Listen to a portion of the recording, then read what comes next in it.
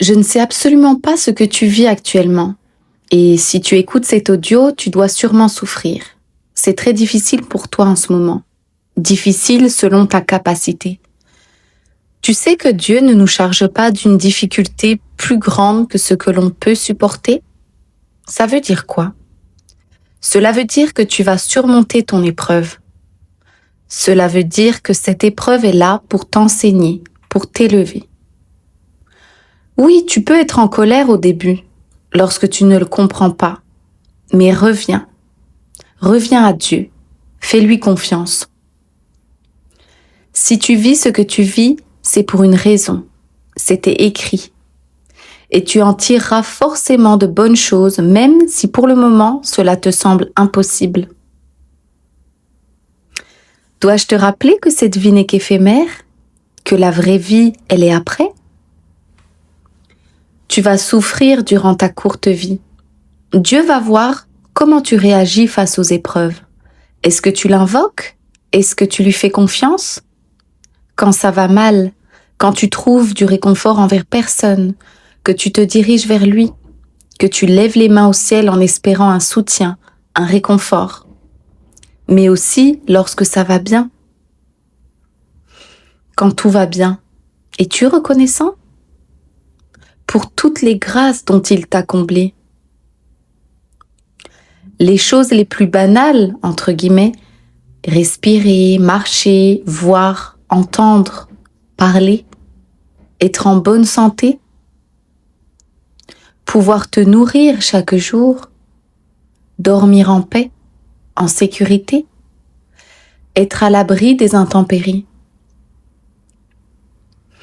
Tu sais, nous sommes tous éprouvés d'une façon ou d'une autre, et tu te rendras compte qu'il y a toujours pire que toi.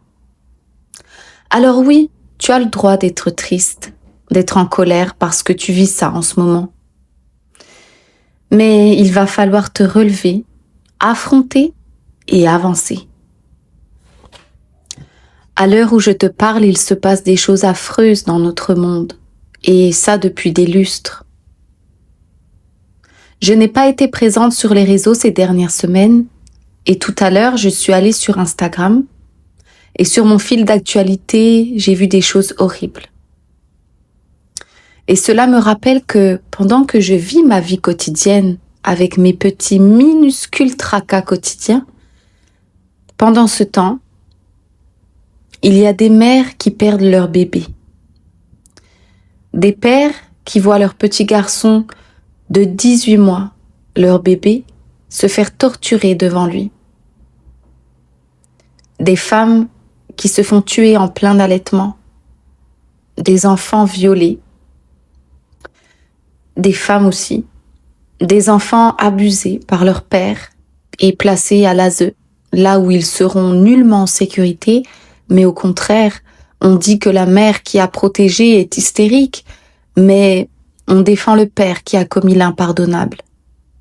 Tout est à l'envers. Des gens qui sont dans l'obligation de fuir leur terre parce que les colons envahissent, viennent piller, détruire et commettent des actes inhumains. Il y a des gens enterrés vivants. Il y a des écoles qui ont explosé. Des centaines de jeunes enfants martyrs. Il y a des milliers d'enfants qui se font enlever, vendre, violer, prostituer. J'ai dit des enfants. Et d'ailleurs, il n'y a pas que des enfants. Mon cœur se serre quand je te parle de ça. Mais c'est nécessaire de le faire. On doit parler. On doit témoigner pour que tout ça s'arrête. Il se passe des choses que j'ignore. Il se passe tellement de choses horribles. C'est désolant. Quand tu regardes ce qui t'entoure, tu t'aperçois que finalement ton problème, c'est pas vraiment un problème. Je crois qu'on devrait cesser de focaliser notre attention sur nous-mêmes, sur nos intérêts, nos sentiments à tout prix. Il est temps de déposer le regard sur les autres, sur nos frères et sœurs qui souffrent injustement, qui sont victimes du mal. Que l'on pose nos regards sur eux, sur leur détresse, et puis que l'on prie sincèrement pour eux,